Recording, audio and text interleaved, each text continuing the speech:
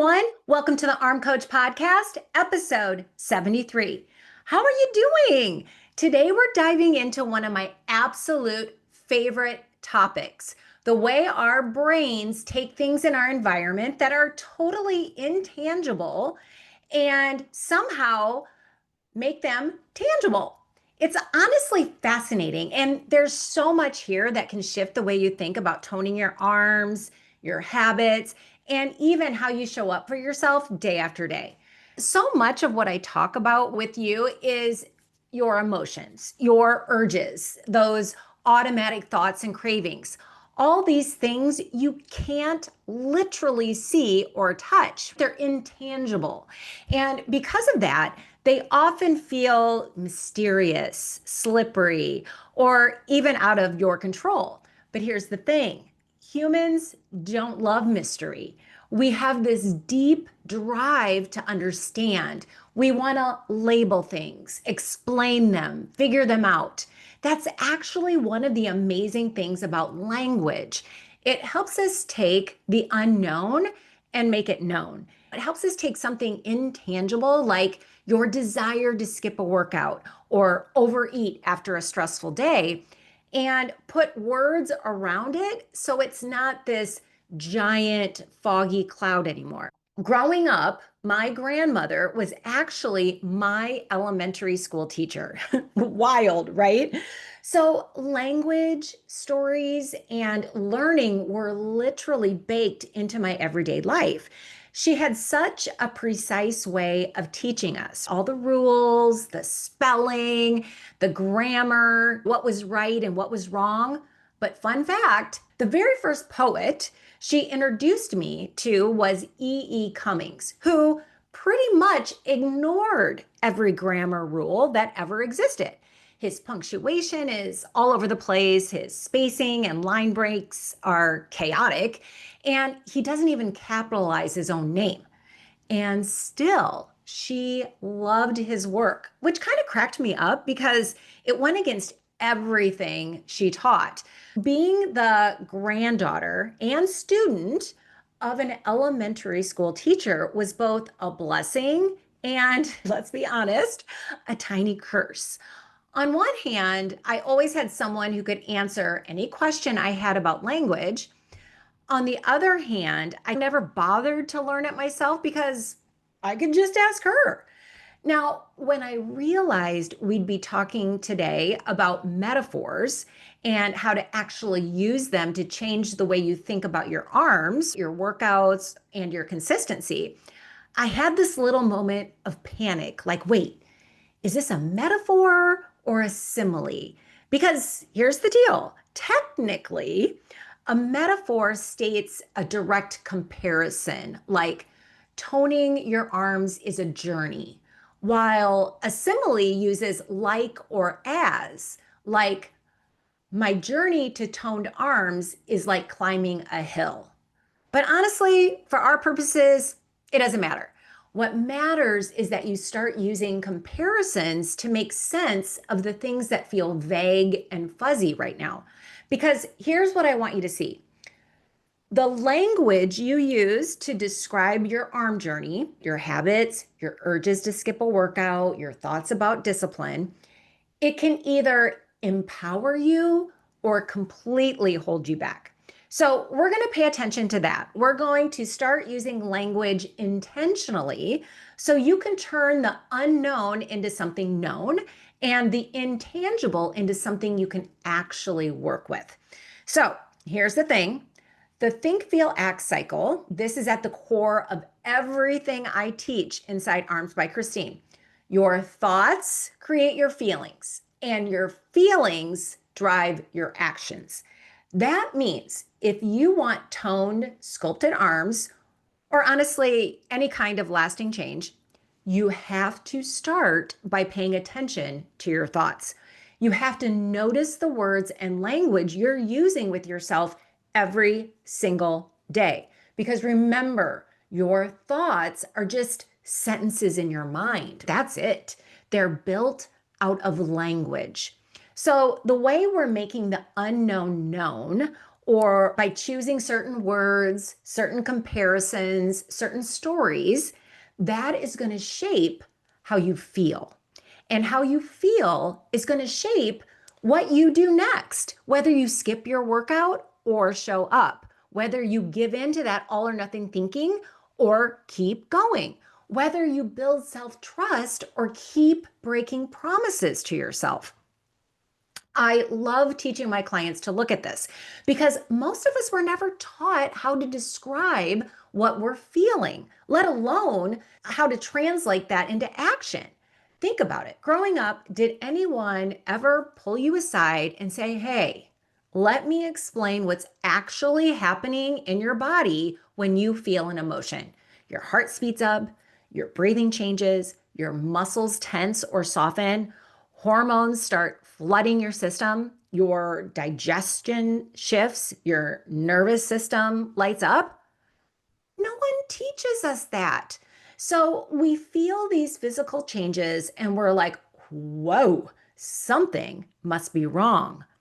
Imagine being a little kid, feeling your heart pound or your stomach drop, and not understanding it's all perfectly normal. That's why humans reach for metaphors. We say we've got butterflies in our stomach, or we're carrying the weight of the world on our shoulders. It's how we make sense of something that otherwise feels confusing or even scary. For so many women I coach, it's also why we default to dramatic stories like, I've totally blown it, or this is just too hard for me.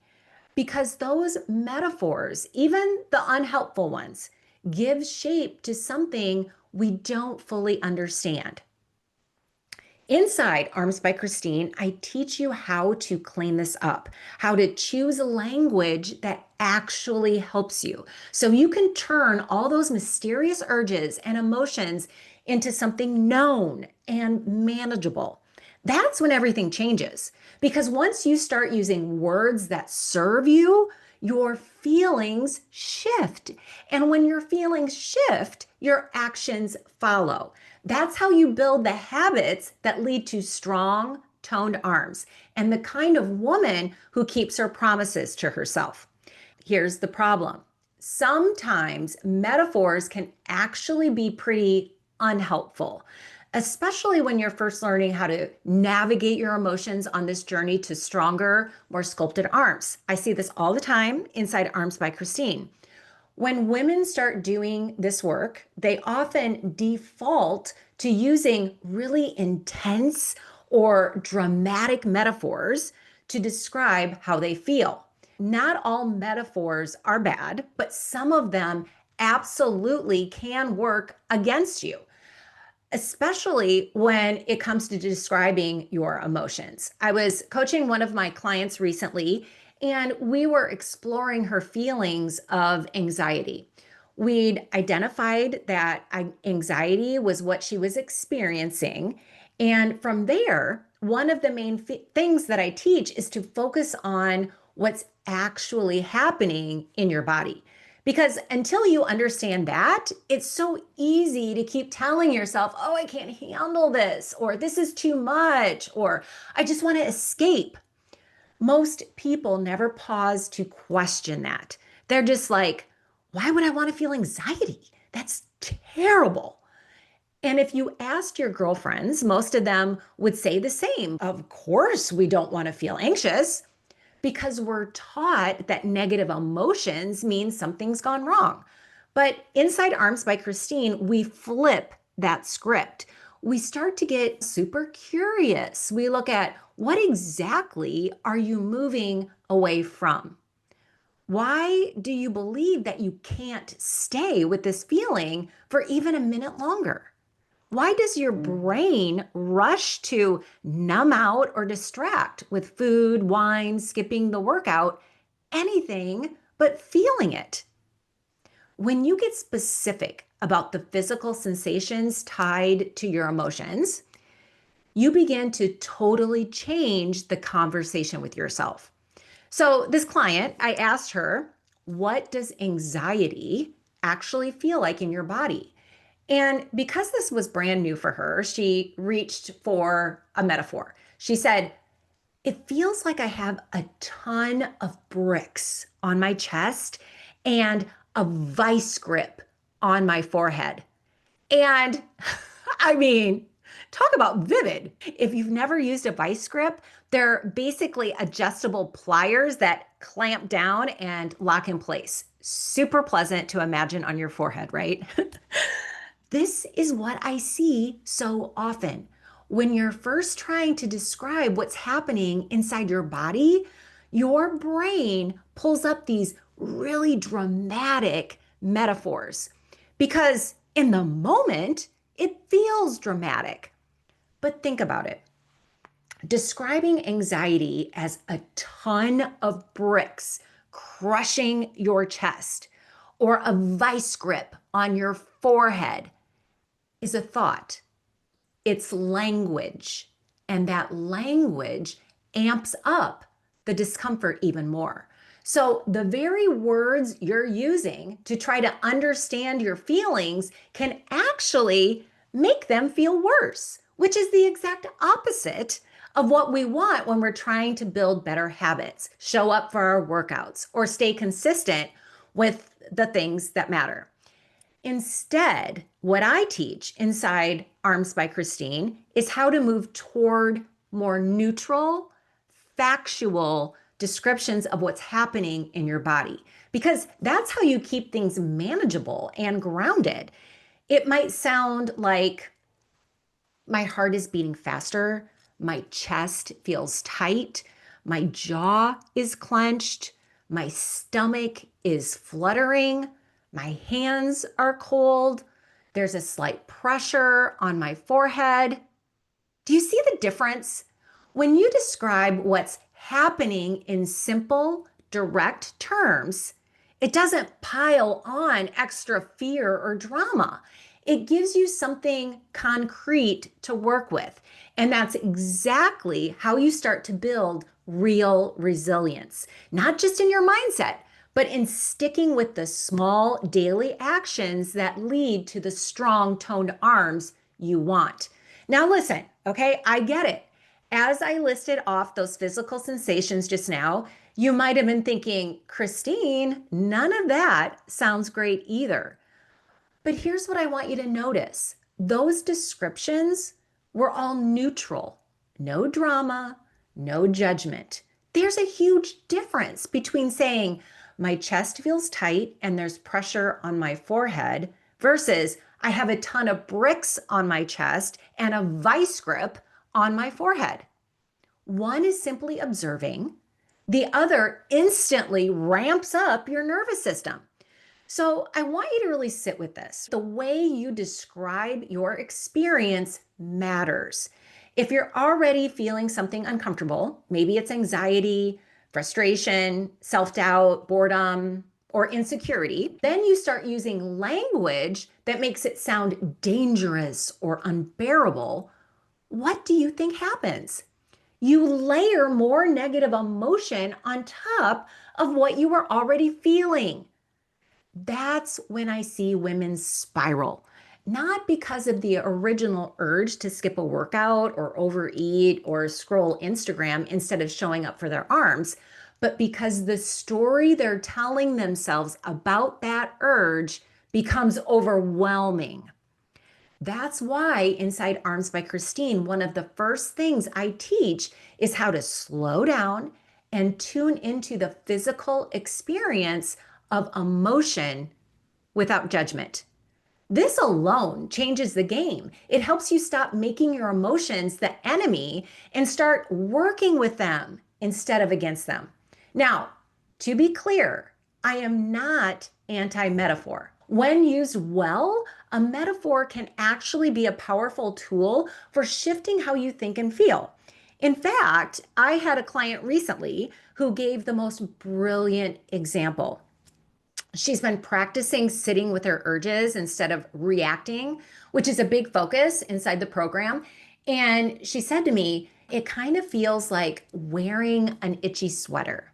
And I just loved that because who hasn't been there? You try something on in the store, it looks cute, seems fine, but then you wear it out in the real world and suddenly it's so uncomfortable. Maybe it's not even the sweater. Maybe it's just the scratchy tag. It's irritating. Yes, you notice it, but you're not ripping it off in the middle of your workday, right? You don't rush out and buy a new outfit. You deal with it. And that was her point. The urge didn't feel great, but she could tolerate it. It wasn't going to break her.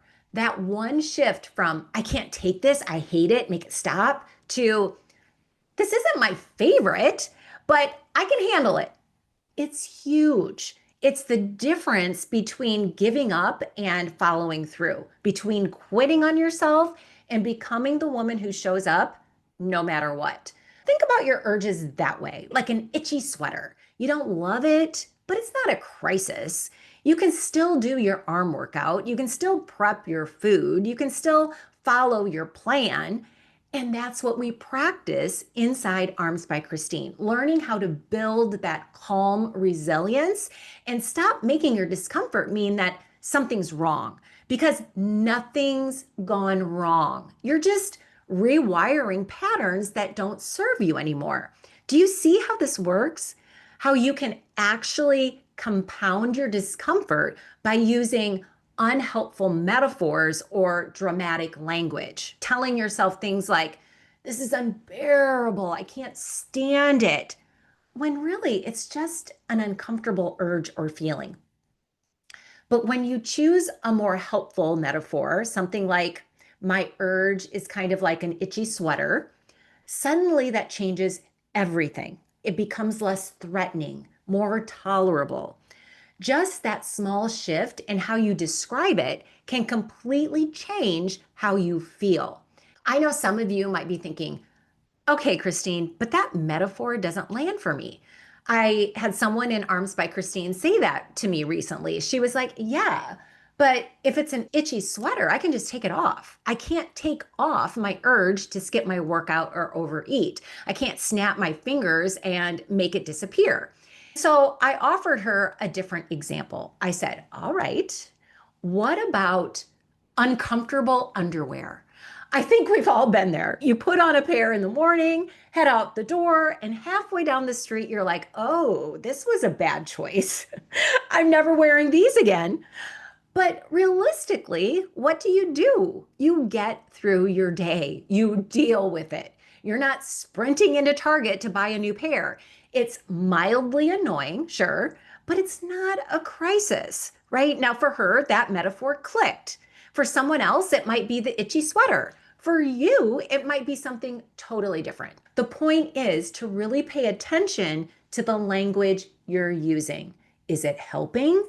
Is it making things feel smaller, more manageable? Like, yeah, this isn't my favorite, but I can handle it.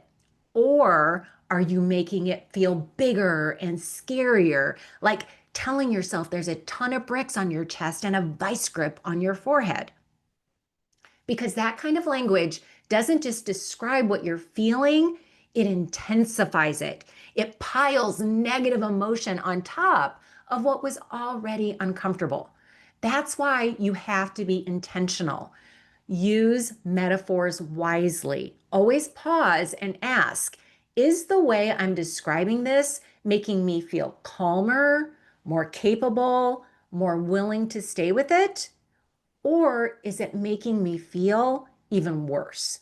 It might sound small, but inside Arms by Kristine, this is one of the biggest mindset shifts we work on because it's not just semantics, it's everything. The words you use shape your thoughts, and your thoughts create your feelings, and your feelings drive your actions.